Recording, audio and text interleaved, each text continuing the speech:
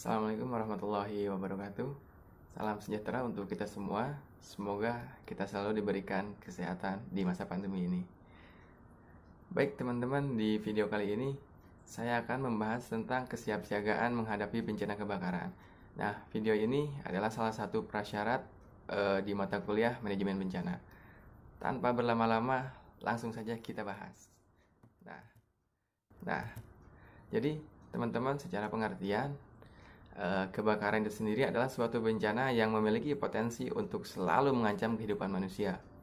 Nah, karena kehadirannya tidak pernah dapat diduga kapan dan di mana akan terjadinya dan siapa saja yang akan menjadi korban. Nah, lalu kebakaran bisa diakibatkan oleh beberapa faktor. Di antaranya berasal dari kebocoran gas atau kebocoran tabung gas, puntung rokok yang dibuang sembarangan, contoh dibuang di hutan pada saat musim kemarau, itu sangat berbahaya. Nah, hubungan arus pendek listrik, rendahnya sistem pengamanan konstruksi bangunan terhadap kebakaran, hingga sabotase pun menjadi salah satu faktor kebakaran dan lain sebagainya.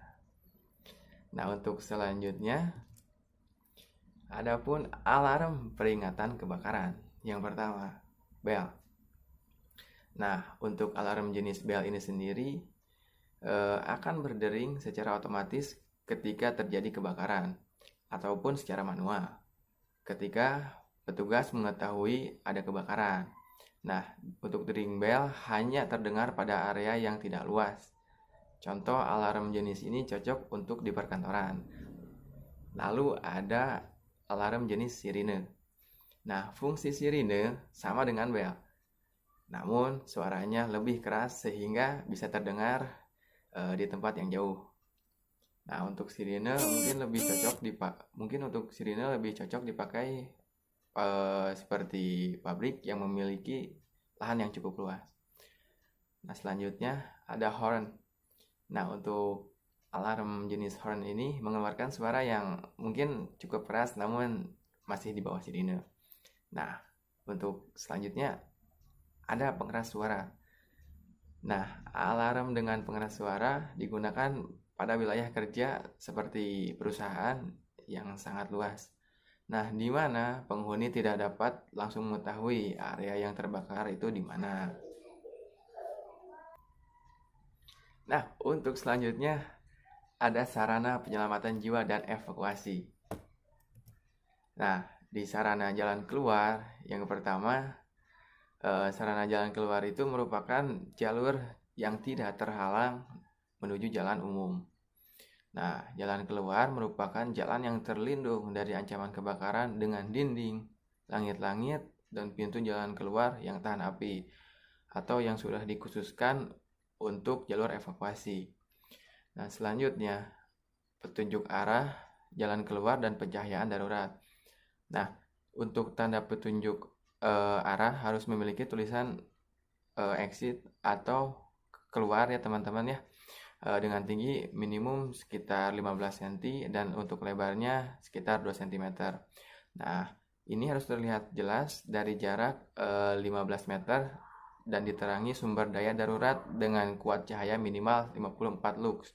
Nah, untuk warna dasar petunjuk arah jalan keluar sendiri adalah warna hijau dengan tulisan putih. Mungkin teman-teman juga sudah familiar ya dengan tulisan exit ini. Nah, selanjutnya untuk selanjutnya ada titik kumpul. Nah, dalam peraturan Menteri Kesehatan Republik Indonesia nomor 66 tahun 2016 tentang keselamatan dan kesehatan kerja rumah sakit disebutkan bahwa tindakan awal dalam rencana tanggap darurat adalah dengan membuat titik kumpul atau assembly point yang merupakan bagian dari denah evakuasi yang menunjukkan kemana si para pekerja itu harus berkumpul bila terjadi kondisi darurat dan diperintahkan untuk evakuasi. Nah, jadi untuk sarana penyelamatan jiwa dan evakuasi seperti itu teman-teman. Nah, lalu untuk penanggulangan kebakaran itu seperti apa sih teman-teman? Yang jelas, yang pertama, kita harus tetap tenang saat terjadi kebakaran. Namun bukan hanya saat kebakaran saja, contohnya di kejadian lain atau bencana lain, yang jelas kita tidak boleh panik berlebihan, kita harus tetap tenang, kita harus membawa diri kita sebisa mungkin. Nah, lalu jika terjadi kebakaran kecil dan masih bisa dipadamkan dengan alat pemadam kebakaran, contohnya dengan apar atau alat pemadam api ringan, atau jika tidak ada, kita bisa menggunakan karung goni teman-teman, tapi tentunya sudah dibasahi dengan air. Nah, lalu jika kebakaran disebabkan oleh korsleting listrik, apa yang harus kita lakukan? Yang jelas kita harus matikan listrik yang ada di rumah kita. Nah, hindari menghirup asap yang tebal, misalnya dengan cara merangkak dan bernapas dengan mendekatkan muka atau wajah kita ke lantai. Nah, jika melewati pintu yang tertutup, periksa dengan seksama. Contoh kita dengan memegang handle pintu tersebut, jika terasa panas, kemungkinan di balik pintu tersebut api sudah besar. Jangan paksakan, kita cari pintu lain. Seperti itu teman-teman. Lalu jika perlu, lakukan latihan evakuasi jika terjadi kebakaran agar upaya penyelamatan dapat berjalan lebih cepat. Nah, teman-teman, itu adalah penanggulangan kebakaran. Lalu selanjutnya kita lanjut ke evakuasi kebakaran itu seperti apa. Nah, seperti halnya tadi, yang jelas kita harus tetap tenang dan jangan panik. Segera menuju tangga darurat jika berada di sebuah gedung. Nah, dengan berjalan biasa namun dengan cepat, jangan berlari. Nah, bila dilihat pintu tertutup, secepatnya berjalanlah dengan merayap pada tembok atau pegangan pada tangga. Atur pernapasan pendek-pendek. Nah, jangan berbalik arah. Karena apa? Karena akan bertabrakan dengan orang-orang di belakang kita dan akan melawan evakuasi. Nah, segeralah menuju titik kumpul atau assembly point yang ada di tempat tersebut untuk menunggu persetujuan berikutnya seperti apa. Nah, jika pakaian Anda terbakar, berhenti, kemudian Anda berbaring di lantai dan berguling-guling secara berulang-ulang, dan jangan lupa tutup muka Anda, lalu minta bantuan orang lain hingga api tersebut padam. Nah, itu adalah evakuasi kebakaran, teman-teman.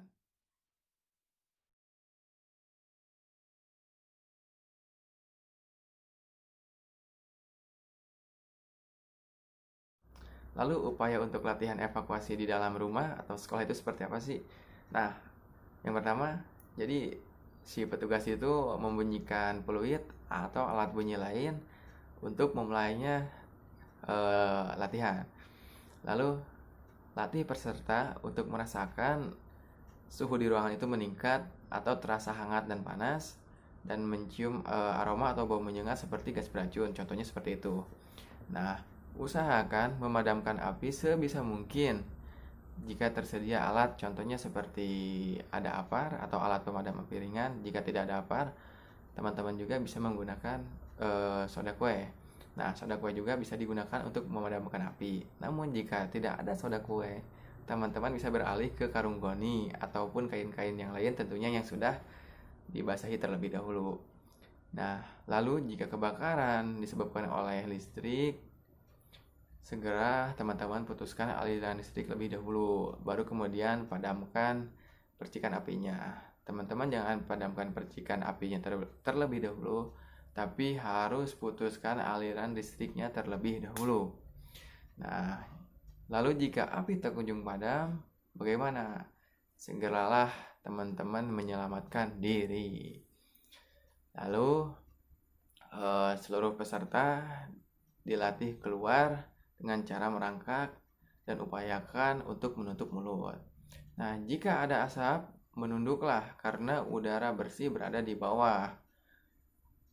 Jika jalan keluar harus melewati api, tutup kepala dan badan dengan kain atau selimut yang sudah dibasahi agar teman-teman terlindung atau terhindar dari luka bakar. Nah, lalu balut tangan saat memegang pintu atau keluarlah dari jendela. Kenapa teman-teman harus membalut tangan saat memegang pintu, kemungkinan di balik pintu tersebut api sudah besar. Jadi teman-teman bisa merasakan jika memegang pintu terasa hangat atau panas, kemungkinan di balik pintu tersebut api sudah besar.